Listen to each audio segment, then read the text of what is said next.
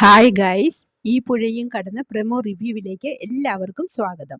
അങ്ങനെ കാവേരി ജയപാലനെ സംശയിക്കുന്നത് നമ്മുടെ ശാരദയ്ക്ക് തീരെ പിടിക്കുന്നില്ല. കാവേരിയുടെ നേരെ തട്ടിക്കയറുന്നുണ്ട് ശാരദ. അത് കേട്ട് യമുനയും ഗംഗയും ഓടി വന്ന് എന്താ അമ്മേ, എന്തു പറ്റി എന്ന് ചോദിക്കുന്നു. ജയപാലേട്ടൻ എന്തോ കള്ളത്തരം കാണിച്ചെന്ന് ശാരദ പറയുമ്പോൾ കാവേരി തുടർന്നു. അത് ഞാൻ വെറുതെ പറഞ്ഞതല്ല അമ്മേ, പറഞ്ഞതിൽ സത്യമുണ്ട്. ഒരാളോട് വെറുതെ ദേഷ്യം കാണിക്കാൻ എനിക്കെന്താ വട്ടാണോ? അയാൾ ചതിയനാ, കൊടും ചതിയൻ എന്ന് പറയുന്നുണ്ട് കാവേരി. അതിൽ തന്നെ ഉറച്ചു നിൽക്കുന്നുണ്ട് കാവേരി. ഈ പറയുന്നത് കേട്ട് മറ്റുള്ളവർ ധർമ്മസങ്കടത്തിലാവുന്നു. അതേസമയം ഒന്നും അറിയാത്ത പോലെ ജയപാലൻ നൈസായി ആ കുടുംബത്തിൽ കയറിപ്പറ്റാൻ നോക്കുന്നുണ്ട്. അതിന്റെ ആദ്യപടിയായി ശാരദയെ സ്വാധീനിക്കാൻ ഒരു കല്യാണാലോചനയുമായി വരുന്നു.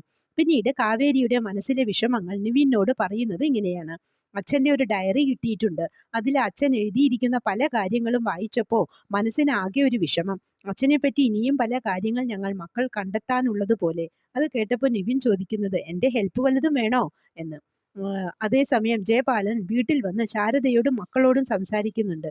ഞാനൊരു കല്യാണാലോചനയുമായാണ് വന്നത് എന്ന് പറയുമ്പോൾ ശാരദ ജയപാലനോട് അരവിന്ദന്റെ പെട്ടിയുടെയും ഡയറിയുടെയും കാര്യം പറയുന്നുണ്ട്. അപ്പോൾ ജയപാലൻ ചോദിക്കുന്നു, എന്നിട്ട് ആ ഡയറി എന്തിയേ എന്ന്.